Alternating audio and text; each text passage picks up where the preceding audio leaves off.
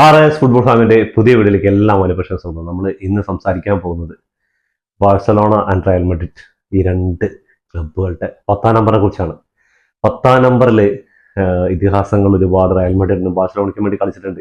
അപ്പോൾ ഈ സീസണിൽ ബാഴ്സയ്ക്ക് വേണ്ടിയിട്ടും റയൽ മഡ്രിഡിന് വേണ്ടി 10ാം നമ്പറാണ് ഇന്ന് രണ്ടുപേര്. എല്ലാവർക്കും അറിയാവുന്ന പോലെ ലെമീൻ യമാൽ, അതേപോലെ കിലിയാൻ എംബാപ്പയാണ് റയലിന് വേണ്ടിയിട്ട് 10ാം നമ്പർ അണിയുമ്പോൾ ബാഴ്സലോണയ്ക്ക് വേണ്ടിയിട്ട് ലെമീൻ യമാലാണ് 10ാം നമ്പറിന്റെ ജേഴ്സി അണിയുന്നത്.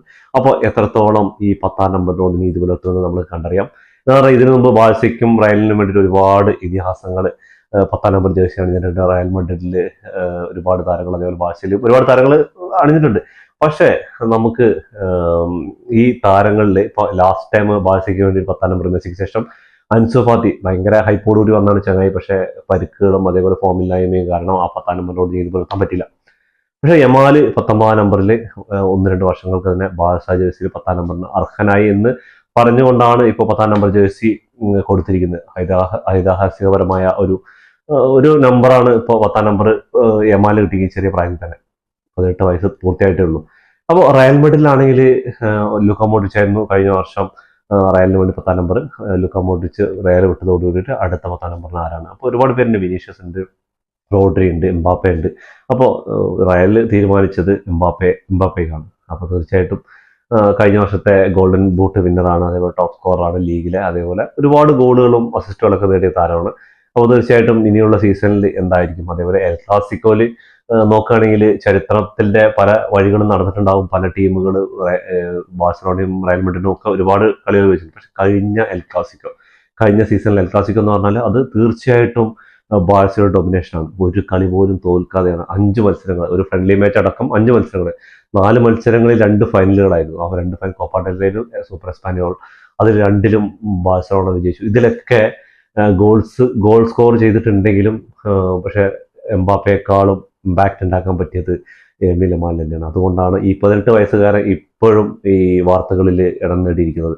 തീർച്ചയായിട്ടും യമേലിന്റെ ഇപ്പോൾ ഒരുപാട് പേര് മെസ്സിയോട് കമ്പയർ ചെയ്യുന്നുണ്ട്. പക്ഷെ യമാല് എത്രത്തോളം മെസ്സിയോട് താരതമ്യം ചെയ്യുന്നത് അതിനൊക്കെ ഒരു കാലപരിധി ഉണ്ട്. ഒരു 10-15 വർഷമൊക്കെ തീർച്ചയായിട്ടും എടുക്കേണ്ടി വരും. ലൂയിസ് എൻറിക്ക് പറഞ്ഞ പോലെ ഒരു 15 വർഷം, അല്ലെങ്കിൽ പെപ് ഗാർഡിയോള പറഞ്ഞിട്ടുണ്ട് മെസ്സിയോട് ഒരിക്കലും താരതമ്യം ചെയ്യുന്നില്ല. മെസ്സി അത് വേറെ.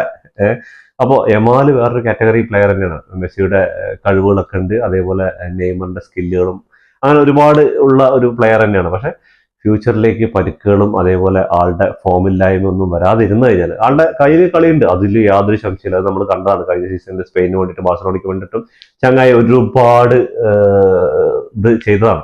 അപ്പോൾ നമുക്ക് എല്ലാവർക്കും അറിയാം. അപ്പോൾ ഇതിനെ എതിർക്കുന്നവർ ഒരുപാട് പേരുണ്ട് യമാലിനെ ഈ ചെറുപ്രായത്തിൽ. പക്ഷെ ആള് ചെയ്യുന്നുണ്ട്. അപ്പോൾ ആളുടെ വായ ഒരുപാട് ഇതാണ്, പക്ഷെ ആള് ഗ്രൗണ്ടിലും കാണിക്കുന്നുണ്ട്. വായ കൊണ്ട് മാത്രമല്ല ഗ്രൗണ്ടിലും കാണിക്കുന്നുണ്ട്. നാഷണൽസ് ലീഗ് പരാജയപ്പെട്ടപ്പോൾ, ക്രിസ്ത്യാനോ റൊണാൾഡോയോട് പരാജയപ്പെട്ടപ്പോൾ അതിലൊരുപാട് വിവാദങ്ങളൊക്കെ ഉണ്ടായിരുന്നു. അപ്പോൾ റൊണാൾഡോ തന്നെ പറഞ്ഞിട്ടുണ്ട് യമാല് ചെറിയൊരു ചെറുപ്പക്കാരനാണ്, അവർ കളിക്കാൻ പ്രഷർ കൊടുക്കരുത്, കളിക്കാനുള്ള അവസരം ഉണ്ടാക്കണമെന്ന്. അപ്പോൾ തീർച്ചയായിട്ടും അത് തന്നെയാണ് എനിക്കും പറയാനുള്ളത്. ചങ്ങായി കളിക്കട്ടെ, നമുക്കൊരു ഫുട്ബോൾ കളി കാണണം, അത്രയല്ലേ ഉള്ളൂ. നല്ലൊരു കളിക്കാരൻ വരികയാണെങ്കിൽ നമ്മൾ മെസ്സിയും റൊണാൾഡോ ഒക്കെ നമ്മുടെ കുട്ടിക്കാലം മുതൽ കണ്ടു തുടങ്ങി. അപ്പോൾ നമ്മുടെ ജനറേഷൻ യമാലിനെയും കാണാൻ തുടങ്ങണം. യമാലും എംബാപ്പയും അങ്ങനെ ഒരുപാട് പേര്, ഇപ്പോൾ കോൾ പാർമർ, അതേപോലെ ഒരുപാട് താരങ്ങൾ ഈ ഒരു കാലഘട്ടത്തിൽ കടന്നു പോയിക്കൊണ്ടിരിക്കും. അപ്പോൾ നമുക്ക് ഇതൊക്കെ കാണാൻ പറ്റും. അപ്പോൾ ബാഴ്സയ്ക്ക് വേണ്ടിയിട്ട് ഇനി യമാലാണ് ഈ സീസൺ മുതൽ 10ാം നമ്പർ അണിയുന്നത്. അതേപോലെ റയൽ മഡ്രിഡിന് വേണ്ടിയിട്ട് എംബാപ്പയാണ്. എംബാപ്പയെ സംബന്ധിച്ചിടത്തോളം ചെറുപ്പത്തിൽ സ്റ്റാർട്ടിങ്ങിൽ തന്നെ വേൾഡ് കപ്പ് ഫ്രാൻസിന് വേണ്ടി നേടി. PSG ചാമ്പ്യൻസ് ലീഗ് നേടാൻ വേണ്ടിയിട്ടായിരുന്നു PSG ഒരുപാട് കാലം ശ്രമിച്ചു. പക്ഷെ PSG നിന്ന് കിട്ടാതെ റയൽ മഡ്രിഡിലേക്ക് വന്നപ്പോൾ അതിനും ഒരുപാട് ട്രോളുകളൊക്കെ വന്നിട്ടുണ്ട്. റയൽ മഡ്രിഡിൽ വന്ന ശേഷം PSG ചാമ്പ്യൻസ് ലീഗ് അടിച്ചു. അതുവരെ അതിന് വേണ്ടിയിട്ടാണ് ആള് റയൽ മഡ്രിഡിലേക്ക് വന്നത്. പക്ഷേ റയൽ മഡ്രിഡ് പ്രീ ക്വാർട്ടറിൽ തന്നെ പുറത്തായി. അതിനുശേഷം ചാമ്പ്യൻസ് ലീഗ് PSG സ്വന്തമാക്കി. അതേപോലെ ക്ലബ് വേൾഡ് കപ്പ് കഴിഞ്ഞു. ക്ലബ് വേൾഡ് കപ്പിൽ PSG എല്ലാവരും ഒരു 90% ആളുകളും PSG-ക്കായിരുന്നു കൽപ്പിച്ചിരുന്നത്. പക്ഷെ PSG-യെ മലർത്തി അടിച്ചുകൊണ്ട് ചെൽസി അവര് ക്ലബ് വേൾഡ് കപ്പ് സ്വന്തമാക്കി. ഇതിൽ യൂറോപ്യൻ ഫുട്ബോളും അതേപോലെ ലാറ്റിൻ അമേരിക്കൻ ഫുട്ബോളൊക്കെ ഇതിൽ വന്നിട്ടുണ്ടായിരുന്നു. ബ്രസീലിൽ നിന്ന് 4 ടീമുകൾ, 6 ടീമുകൾ വന്നിട്ടുണ്ടായിരുന്നു. ബ്രസീലിൽ നിന്ന് 4 ടീമുകൾ ഒരുപാട് കാഴ്ചവെച്ചതിൽ. അതേപോലെ അർജന്റീനയിൽ നിന്ന് ബോക്ക ജൂനിയേഴ്സും ലിവർ പ്ലേറ്റും, അതേപോലെ ബ്രസീലിൽ നിന്ന് ഫ്ലൂമിനസും, അങ്ങനെ ഒരുപാട് ടീമുകൾ വന്ന് അതിൽ ഫ്ലൂമിനസ് സെമി ഫൈനലിൽ വരെ എത്തിയിട്ടുണ്ട്. അപ്പോൾ ഇതൊക്കെ നോക്കുമ്പോൾ നമുക്ക് ഫുട്ബോൾ ആരാധകർക്ക് നല്ലൊരു വിരുന്ന് തന്നെയാണ് ഈ ഒരു സീസൺ കൊടുത്തത്. പക്ഷെ ഇപ്പോ എല്ലാവരും ആരാധകരെ പോലെ, എന്നെ പോലെ ആരാധകരും നിരാശരാകുന്നത്. കളികളൊന്നുമില്ല. ഇപ്പോൾ ക്ലബ്ബ് മത്സരങ്ങൾ, ഫ്രണ്ട്ലി മത്സരങ്ങൾ സ്റ്റാർട്ട് ചെയ്തിട്ടുള്ളൂ. ഇനി ലീഗ് ഈ മാസം 15-നും 20-നൊക്കെ ആയിട്ടാണ് സ്റ്റാർട്ട് ചെയ്യാൻ പോകുന്നത്. സ്റ്റാർട്ട് ചെയ്യുമ്പോൾ പിന്നെ പതുക്കെയാണ് ചാമ്പ്യൻസ് ലീഗും ഇങ്ങനെ ഓരോ ലീഗുകളിലെ അതേപോലെ കപ്പുകൾ അങ്ങനെയൊക്കെ വരുമ്പോൾ നമുക്ക് ഒന്നുകൂടെ ഇരിക്കാൻ വരും. അപ്പൊ ഈ ഒരു മാസം എന്ന് പറഞ്ഞാൽ ഓഗസ്റ്റ് പകുതി ആവുന്ന വരെ ഫുട്ബോൾ ആരാധകരെ സംബന്ധിച്ചിടത്തോളം നിരാശയാണ്. എന്താണ് വൈകിട്ട് ഡ്യൂട്ടിയൊക്കെ കഴിഞ്ഞിട്ട് ഇങ്ങനെ ഇരിക്കുമ്പോൾ എന്താന്ന് പറഞ്ഞാൽ ഇത്ര ദിവസം വീഡിയോ കുറേ ദിവസമായി ചെയ്യാൻ പറ്റാത്ത കാരണം എന്ന് പറഞ്ഞാൽ നാട്ടിലെത്തിയിട്ട് കുറച്ച് പരിപാടികളൊക്കെ ഉണ്ടായിരുന്നു. അതൊക്കെ കഴിയുമ്പോഴേക്കും പനി, അങ്ങനെ തൊണ്ട, അങ്ങനത്തെ പ്രശ്നങ്ങളൊക്കെ ആയിട്ട് റൈഹാനും സുഖമില്ലാണ്ടൊക്കെ ഇരിക്കുകയാണ്. അത് കാരണം വീഡിയോ ചെയ്യാൻ പറ്റില്ല. ഇനി നാളെ മുതൽ വീഡിയോ ചെയ്ത് തുടങ്ങണമെന്ന് വിചാരിക്കണം. അപ്പോൾ എല്ലാവരും തന്ന സപ്പോർട്ടിന് ഒരായിരം നന്ദിയുണ്ട്. അപ്പോൾ ഇതൊക്കെയാണ് ഫുട്ബോളിന്റെ ഇപ്പൊ നടന്നുകൊണ്ടിരിക്കുന്ന വിശേഷങ്ങൾ. ഇപ്പൊ ക്ലബ് ഫ്രണ്ട്ലി മത്സരങ്ങളൊക്കെയാണ് നടക്കുന്നത്. അതൊക്കെ അത്യാവശ്യം പല തരങ്ങളിലും പല ടൈമുകളിലേക്കാണ്. അപ്പോൾ കുറെ പേര് കാണും, കുറെ പേര് കാണാതിരിക്കും. പക്ഷെ നമുക്ക് ഫുട്ബോൾ പ്രേമികളൊന്ന് ചൂട് പിടിക്കണമെങ്കിൽ ഓഗസ്റ്റ് 15 മുതൽ ആ ലീഗും ഇതൊക്കെ സ്റ്റാർട്ട് ആവുന്നുണ്ട്. ബുണ്ടസ് ലീഗും ഇംഗ്ലീഷ് പ്രീമിയർ ലീഗൊക്കെ സ്റ്റാർട്ട് ആവുന്നുണ്ട്. അപ്പോൾ അതിനുശേഷം ഒന്ന് ചൂട് പിടിക്കാൻ എന്തായാലും തീർച്ചയായിട്ടും നമുക്കിപ്പോ ഇനിയിപ്പോൾ എൽ ക്ലാസിക്കോ വരുന്നുണ്ട്. നവംബറിലേക്കാണ് എൽ ക്ലാസിക്കോ സ്റ്റാർട്ട് ആവുന്നത്. എൽ ക്ലാസിക്കോയിൽ ബാഴ്സയുടെ ഓൾറെഡി പുതിയ ജേഴ്സി ലീക്ക് ആയിട്ടുണ്ട്.